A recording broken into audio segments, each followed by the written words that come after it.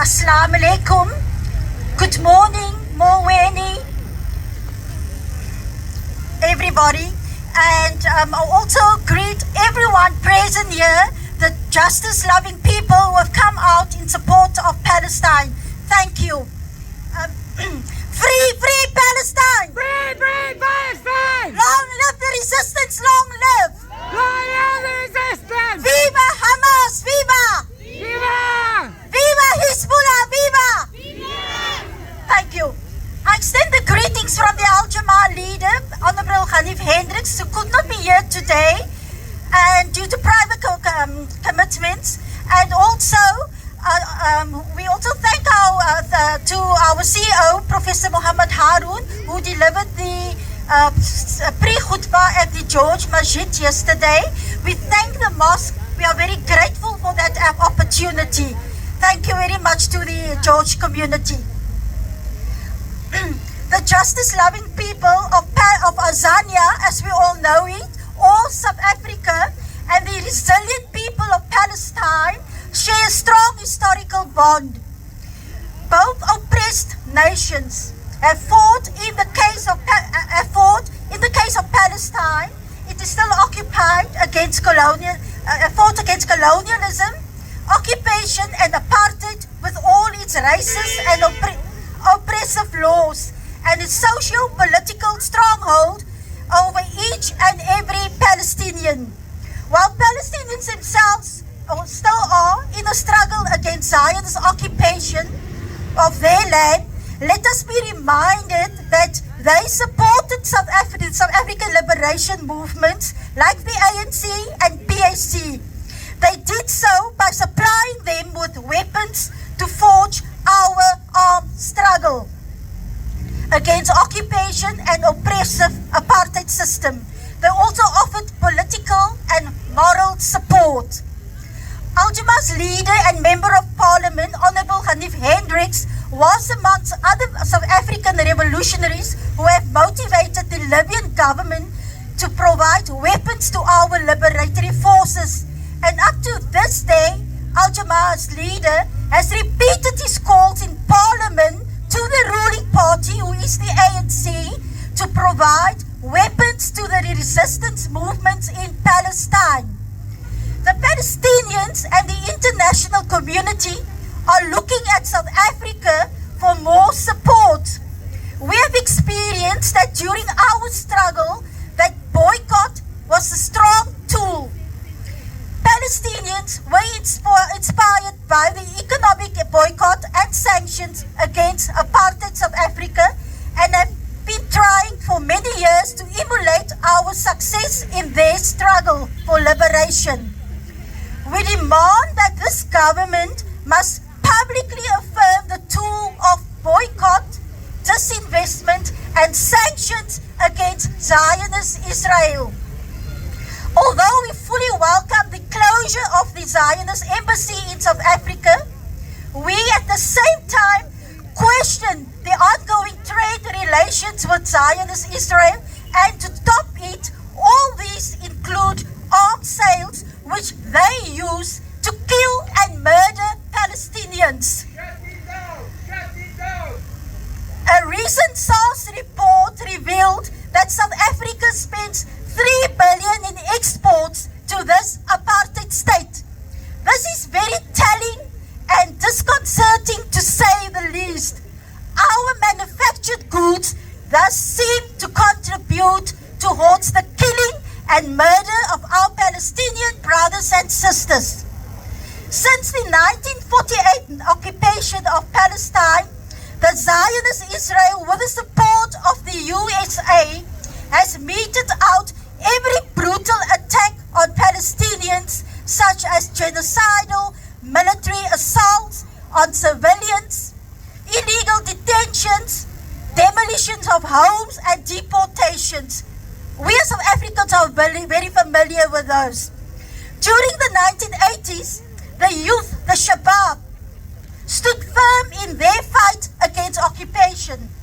Palestinians in Gaza, Ramallah, and in the West Bank rebelled fiercely against the Zionist occupation. They refused a two-state solution and will never accept the 1947 partition plan for an independent state. Independent state. Palestine is not up for grabs to be divided into Bantustans. As South Africans, we remember how we fought against Bantustans.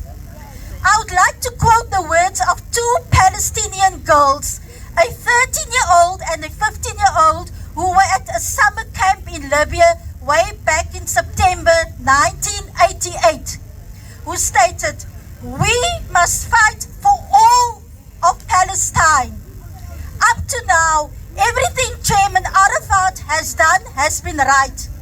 But the day he recognizes Israel as the day I will oppose him. I will win my state by fighting, not by recognition." Close quote.